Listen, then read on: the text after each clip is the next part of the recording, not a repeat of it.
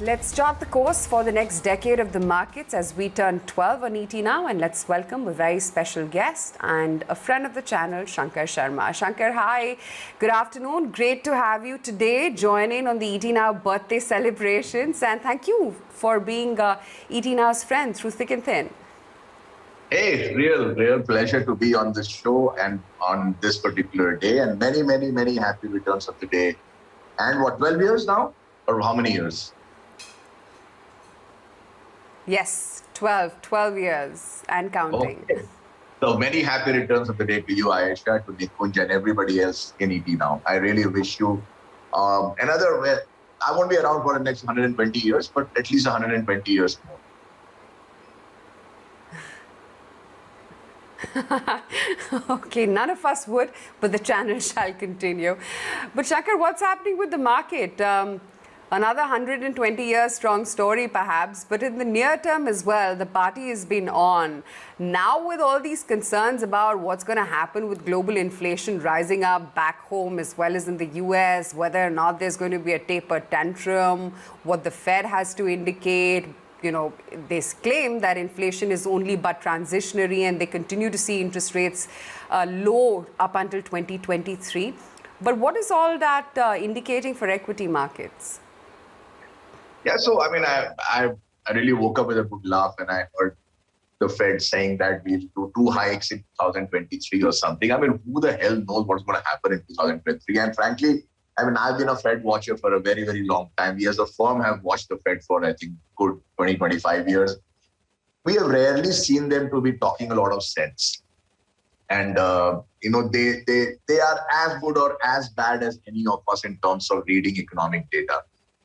They get pretty much the same data and they react pretty much the same way. And right now, the way they are reacting is the way any policymaker would, that look, we understand there is a problem in terms of inflation, but the economy is still obviously not completely out of the woods, or at least we cannot take a risk by raising rates. So we will keep talking, you know, nice soothing voices, and therefore we will say we will remain easy for the next couple of years. But hey, we are the Fed. We are very cognizant of inflation. So guess what? We'll give you 2 hikes in the end of 2023.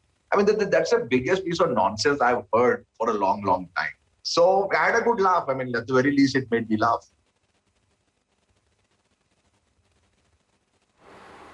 Yeah, but the only thing, Shankar, here is that the US Fed has moved up the timing of, the rate hikes because of the inflation fears. What, to your mind, could that mean for inflation markets? Are we due for a fall after a great run, almost a year and a half now?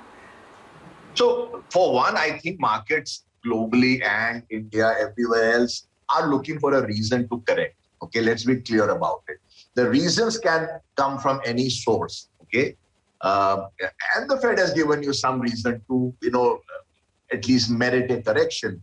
So when a market has run up so much, it's really for no good reason. It can simply have a correction. The Fed has given you ample reason for it to correct a few percent points, which is okay. We have made 120% from the lows of last year. I think we should be prepared to give up 5-10%, in a correction. I think markets are due anyway. We have run up. And I'm not talking India per se, I'm talking globally. Markets have run up a lot. And, there is nothing untoward in expecting a minor correction to set in. I mean, I would be at least not in the camp that believes that there should not be any correction or there cannot be any correction. I think we will get it. And the Fed has only come as a catalyst to catalyze that particular market move from happening. That said, I think, as far as India is concerned, I think things are pretty okay, at least for the wide market. For the narrower end of the market, which is, let's say, the banks, financials, we have not liked them for the last 1 year. And they were, in fact, even last year in 2020 calendar, if you look at the bank Nifty, it was, I think, flat for the year, even though the broad market was up 12-13%. And this year it continues to be the big laggard in the overall market. And that is a space, which I think will cause more worry than let's say, the mid and the small caps, which, again, I've said this with a great deal of caution that, they're great to get in. They're almost impossible to get out. With that caveat, I think that space still looks okay. Hi, hi Shankar. Good afternoon. Nikunj also joining in. Thank you for being part of 18 hour programming. And you've been always very kind and considerate with your time. You never say no to us. So a big thank you to you once again for being part of the 18 hour journey. Thank you. And again, Nikunj, since you're on the show, many happy returns of the day to you and to the rest of your team. And the other thing that I must ask you about is the health and welfare of your family and years and years. I hope generally things are okay within the context. Yes, thank you very much. Settling now. COVID's been hard for, I guess, all of us directly or indirectly. Shankar, I asked this question to Rakesh Jhunjhunwala, so I'll ask you the same question. And what I asked him was that if the bull market is like a train journey from Kandivali, from Churchgate to Kandivali, where do you think the bull market in India has reached? I think the bull market that we started from last year, okay, and let me explain why I think we are in a pretty at least a 2-3 year kind of bull market with the correction notwithstanding. And the reason for that is it is back to my lake of returns theory, and the lake of returns theory is that markets are like a giant reservoir or a lake in which when you have a period of very low return, which means low rainfall, the water level really falls. And from that point, because of some good monsoons or whatever, the water level begins to rise. The Indian water level in the stock market returns is at the bottomest end, of the lake, because if you go back to 2008, January, the index, the Sensex was 21,000. Today it is about 52,000 and change. The CAGR is only 6%. So, the point is that there is a recency bias at play here when we are thinking it's been a very strong market. The reality is that it has not even reached FD returns. Plus, of course, the volatility, factored in. It is worse than FD returns. Therefore, the reservoir of returns is very low and it will reach a more saturated level, which tells me you're going to compound, at maybe double digits for the next 2-3 years to take the low returns level back to bull market territory, which means a 15% long-term return. And at that point, you will be overflowing and you will go back into a cyclical bear market. So that's my broad thinking on markets. We are at the bottomest end of the returns. You're beginning to fill up. Let's not get too hasty in calling the end to this train journey. I think we are just getting started. After nearly 12, 13 years of very low returns from 2008 till 2020, just a 6% CAGR. That needs to go up to 15%, which means you will go up 15, 20, 25% in the next 2-3 years on a CAGR basis for you to meet that 15% long-term trend line of Indian equity returns. Shankar, you are a great ticker reader. You always have maintained that, look, I don't pay too much of attention to either E or PE.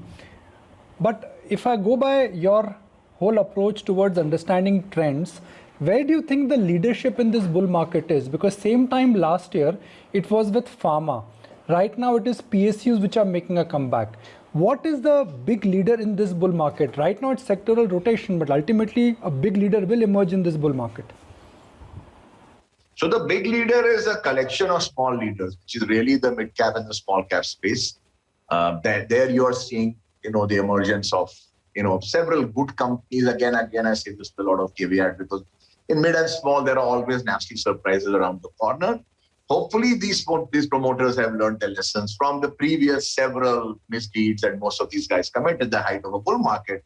I think the market leadership clearly belongs to, mid and smaller companies rather than the big banks that we have seen, or even a large company like Reliance, which obviously will not be able to move as nimbly as a small cap stock or a mid cap stock will. So those are good index positions to keep, but not necessarily where you're going to make 100%, 200% return. I mean, I don't think you're going to make those in the larger end of the market. Since you said Reliance, Shankar, same time last year, the buzzword on street was only Ambani. Right now, it is only Adani. What is going on? So, look, again, I don't have a strong view, we own one of the Adani stocks, Adani ports in our PMS, which that has done very well for us. It's a good, solid business, and we have not, bought it because we thought the stocks were going to double or triple in 3 months' time. We just think it's a great place to be. And by the way, we have owned a lot of ports elsewhere in the world also, so it's been part of a larger understanding of where that business is going globally. The current news, which is sort of, making the prices come down, I think it is just again, a reason for these stocks to correct more than anything fundamentally wrong with them. I mean, you could have argued that Adani stocks were overvalued even 6 months back or 8 months back or even 4 months back. I mean, these debates are endless. I think markets were looking for a reason to correct them. They found a reason they're correcting. I don't have a strong view on whether they will go back into bull market territory or not. But the fact is that I am a personal admirer of Gautam Adani. So, I may not own all the stocks, but I own one of them, as I just mentioned. I think he's a great entrepreneur, and I think a lot of the news and a lot of buzz is more jealousy than anything else as far as Gautam is concerned. I think what he has achieved, with or without government support. I mean, I say that if it's that easy to build that scale, please go and get government support. I'm sure they'll support you too. But that is what he has done and delivered is phenomenal. The stock price argument is completely different, and I don't want to get into that. I think just as an entrepreneur, he's done a phenomenal job.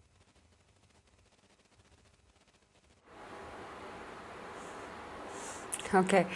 Shankar, are you fully invested in the market at these levels, or have you already profit taken and keeping some powder dry for whenever we do see a meaningful correction play out? Generally speaking, we remain fully invested. I mean, we have a bit of cash, 3-4%, something like that. Nothing very meaningful. I mean, but the fact remains that, and like we just wrote a letter to our investors yesterday that, in fact, our performance gives us cause for concern because we are up 34% year to date, which is 2.5 times the index. And more than dancing in the aisles, we are actually more concerned because these kinds of numbers should make any sensible manager become cautious rather than become delirious. We are thinking cautiously, which means that some of the more high-flying names, one has corrected, one has trimmed a bit, but we are not raised cash or anything of that sort. We don't think you're going to go into a bear market or anything of that sort, but we will definitely see a correction for sure, without any doubt. Okay, so if indeed that correction comes, A, what would you want to buy more of? And B, where is it that you think you need to tread with cautions? I know you said names which have been flying high, but which names which have been flying high? Because there's lots in the market which has moved up. No, I think the ones that have not flown that high, which is really the financials, are where one needs to be cautious. I don't think it is going to be a large-scale decimation in, let's say, the better companies in the mid and the small cap space. They might correct, and they can correct 20% in a week. I mean, we have seen that happen over decades, right? But I think the real genuine problem area for the markets are in the banks and the financials. And the tape is again telling the story that all these stocks have flatlined for roughly a year. And in a lot of ways, it's similar to the NASDAQ. And I must, at this point mention the very important thing that if you look at the high-flying stocks of the years prior to 2020, which were Facebook and Amazon and Microsoft, etc., for the last something like 8-9 months, they have done zero. Absolutely. Apple was $120-$125 in August, September last year. It's exactly the same. Almost like HDFC Bank, which is at $1,400-$1,450 for the last, I think, roughly 7-8 months time. After the first flush of the rally, which happened in March, April, May, it has just flatlined. So have the other banks. So I think banks and financials are where one needs to be cautious. I think the biggest risk in the market exists there rather than in the mid and the small cap space. So, and that's like 40% of the index still. So if they come down by 20% or 10% or 15%, you are automatically looking at a 5-7-8% cut in the Nifty just because of a large weight correcting a bit. So that is the potential risk in the market.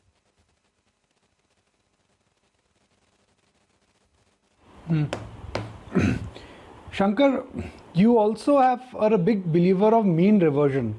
Where do you think this market now needs to revert to the mean?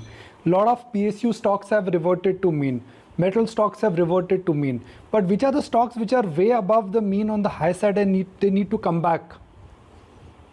I told you, banks and financials are way on the higher side of the mean. They are not a great business by any stretch. And the one truthful guy, in that whole space is, Sanjeev Bajaj, and he has been cautious. He's told us that he's not seeing the kind of traction that the stock price appeared to have shown the rest of the market. There are challenges on the core business front, and I believe the Bajaj Group, they don't mince words, they don't try to manage stock prices. They are very honest in what they say. And therefore, if he says so, and he's obviously the marquee lender in the business, then I tend to believe that the real economy will still not support a large-scale credit growth. And which again, tells us that, and that's a big area where all the banks made money. Nobody made money by financing bridges and roads in India. I mean, everybody loses money doing that, which is the PSUs. So with that knowledge, I think the reversion to the mean will happen on the way down for the banks and financials. And obviously the metals were obviously way below mean on the long-term basis. And they have gone up. So it's like a giant wheel. The things at the bottom have gone up. The things at the top, which were banks and financials, which were stellar performers till 2019, will start to correct downwards. And you're already seeing that. This year they have been laggards. Last year they were laggards. I think the data and the tape is pretty conclusive on that.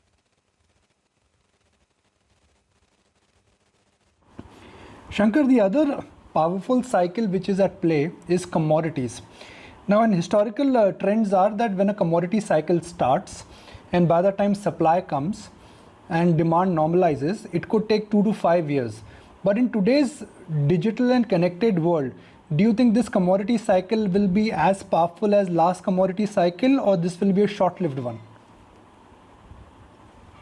I mean, it's my belief, Nikunj, that markets are very short-term mechanisms. Markets don't have 5-year, and we should not also take 5 years. Okay, so I take a 1 year. The last year our view was that because of the dollar weakness, that kind of structural deficits the US was running, which was like 35-40% of GDP on both the internal and the external, you would see a weakness in the dollar. And if you add that, then commodities will rally. So we bought steel back in May and June last year itself. We bought copper a bit later, both in our global and in our Indian products. They have done phenomenally well for us. But remember one thing, that all these commodities are still just reaching their prices which were there in 2005. So it's not that they have gone into a bull market in an absolute sense. So copper was $4.5 in 2005-6. Oil was 60-70 through 2004, 5, 6, 7, 8. In fact, it was even higher in 2008. You can take aluminium, lead, nickel, soft commodities, agri commodities. While they have rallied from the lows, they have not been in absolute 15-year sense delivered any real returns. Therefore, if one were to believe in the theory that ultimately things revert to the mean, their mean is not negative real returns over 15 years. Their mean, it might be like plus 2% a month or plus 4% real return. If you work with that number, these things could go a lot higher. So it is the same. The lake of returns was parched, was very low. The lake has started to fill up. We are thinking it's a flood, but it may not be close to flooding levels yet. I know, and we own a bit of these stocks in our, like I said, global and India portfolio. They've done very well for us. So far, the trade seems intact, but hey, you know me. I mean, we will turn on a dime if things change tomorrow. As of right now, they have done nothing for 15 years, so they are due for some good absolute performance, and we are seeing just the beginnings of it right now.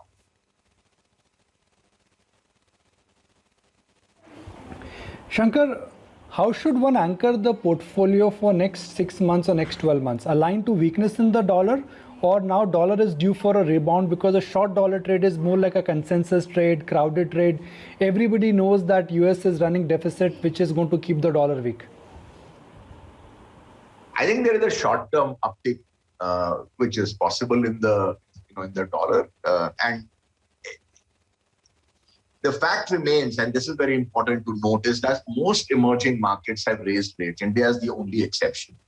So most emerging markets are raising rates, which should then put a cap on the dollar rally versus emerging market effects. So like Russia has done it, Brazil has done it, others are making noises, they will get there.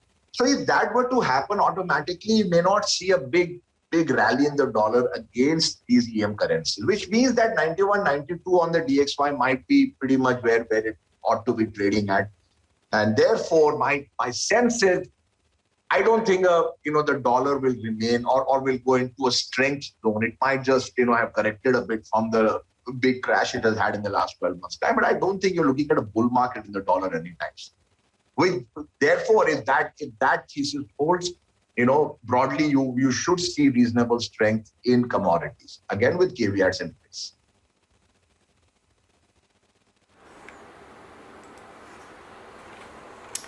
Okay, I just want to quickly mark the Nifty, by the way, is at the lows of the day. We've dropped another 50 points from when we started off this show, less than half an hour back. We're 145 points lower and we're sub the 15,650 print. The breadth has also worsened from where we started off. We're almost 130 F&O stocks standing to the declines right now. At the dragging end, it continues to be the Adani names. They're falling a lot more. There's also ONGC, Maruti, IndusInd Bank, Hero MotoCorp, Eicher, SBI, which are a bit of a drag, but nothing in comparison to what the Adani names in particular are seeing. Shankar, I recall our last interaction. You were pretty gung-ho about the disruption that's going to happen in the AMC space. Is your view, given as to how the world is digitizing itself, more so post the pandemic, only getting stronger on AMCs? Yeah, I mean, I continue to believe that they are fossils. And, eventually all fossils die. We all know that. That's the history. So sooner or later, right now, I think they survive merely because of regulation more than anything else. And I can give you this example. So if you want to get an AMC license in the UK, you can get that in 6 months' time or 4 months' time, 5 months' time. You can get that in the US in about 4 or 5 months' time. In India, it'll take you 4 years to get it or 3 years to get it, which then protects the existing players, because they don't get the kind of competition from newer, better, more tech-savvy players. And that is what protects their margins. But let this market be as open as getting an AMC license in some other part of the world, and then we will see whether their margins sustain or whether their assets sustain. And I have my severe doubts on whether they are going to be able to play a more level playing field where newer competitors can come and disrupt them. So right now it's more like a banking entry to barrier business. So you don't issue bank licenses that frequently, which means that banks, who get the licenses get those fat margins for a reasonable length of time. The AMC business, I think it's the same regulatory framework which prevents a slew of new competitors from coming in. I hope that changes. I hope the regulator brings in more players, which can only benefit the industry by lowering costs and widening the market, just as it has done in developed countries. So if that happens, then all these valuations have to be crushed severely, without any doubt. Shankar, the one trend that you were really an early bird to catch in on was specialty chemicals. What's the new specialty chemicals? Or is specialty chemicals the new specialty chemicals? I think specialty chemicals are the new specialty. So look, the reason, and we've spoken about this on your shows in the last, I think, 10 years or so, from 2012, 13, 14, when the trade really came into its own. The whole group, went up several times. And the reason was really the China catalyst that, China at that time was cracking down on polluting industries, and obviously chemicals could pollute. We all know that. And therefore, a lot of the capacities moved to India. And the other thing is that, the prices again, shot up because of the cutback in capacities. Now it's a bit of a different story in terms of, the chemical trade for China, because now Western companies, Western economies don't want reliance on China. I mean, that's a very clear trade for APIs and chemicals. And both the API and the chemical trade are almost identical in that sense, that you are seeing pressure to move away and diversify supply chains. India is a good country in terms of manufacturing. It has big competitive advantages in manufacturing of these two things. Both are basically chemistry at the end of the day. Fairly similar businesses in some senses. Both of them are benefiting with a larger sort of anti-China. And we saw in G7 again, very strong statements against China. All of that, in my view, is great news for these two businesses, for sure.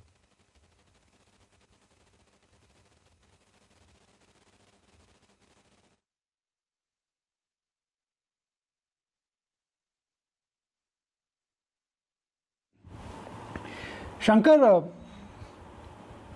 let's look at the very basic bread and butter business, the Indian IT business.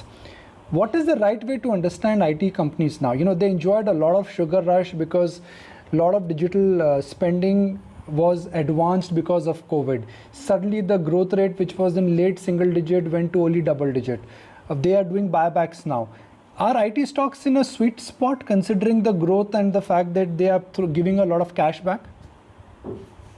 Yeah, so I hope so. We've made a lot of money in a lot of these names the last 12 months. So I hope they continue their journey. I think, look, the larger point here is, Nikunj, in a country starved of governance, IT companies have stood out. They have stood out as a beacon of hope that this country, where there is manipulation at all levels, government downwards to companies and individuals, there are these bunch of companies who will do right by minority shareholders. This was movement started by Infosys, Narayan Murthy, Nandan Nilekani back in the 90s. Now what has happened is that, and Wipro, of course, now what has happened is that even mid and smaller IT companies are now, they have adopted the same governance practices as their larger peers, which means that you are buying a very, very good set of companies. Now, the business fundamentals can be, you can see a growth taper off a bit, or they can improve a bit. That's a different discussion. I think there is a premium to be paid simply for the quality of management these companies have. And in my view, apart from the Bajaj Group, the IT pack, by and large, has the best possible management in this entire country. And you talk big companies, you talk even small companies like Happiest Minds and all that. I mean, in governance, in terms of processes, you cannot beat these companies. So growth is an outcome of all this. And as a minority shareholder, when I'm not going to be sitting on a board of these companies, I have to rely on published accounts and on their proclamations. And I would trust them blindly as opposed to trusting a lot of other companies and other industries. I think market recognizes that. It's just a great governance play at the end of it. The heart of it, that's what we are really buying. Shankar, you've been with the channel from day one, and in the morning I was looking at the Nifty composition when ET Now started. It was very different. Financials had a very low weightage. You had a very large weightage, which in a sense that time was with pharma, and you didn't have a name like Bajaj Finance, which is the stellar outperformer, part of the Nifty 50. Titan was not part of the Nifty 50. Let's say in our 10 years from now, or ET Now 25th anniversary, long shot, what could be the composition of the Nifty? Because for stocks to move to the Nifty, they have to really give you stellar returns, massive growth for next 5, 6, 7 years. I think a lot of the startups will make their way into the Nifty because, look, ultimately all index manufacturers know that this is ultimately the most manipulative game in which the laggards are forced out and the winners are forced in. And the winners become winners only when they have become winners, meaning that they've delivered 5, 10, 20x, and then indexes will wake up and bring them in. Usually they start to underperform after that. So I think the slew of startup listing that you're going to start seeing in India will lead to a lot of these companies, provided they meet some basic tests of profitability and all that. Some of them will come into the mainline indexes, and you will see a lessening in the dominance of the financials. I mean, that trade, I think, is a very straight. I do not think that space will have 40% in the Nifty 10 years from now. I would be very surprised if that would happen.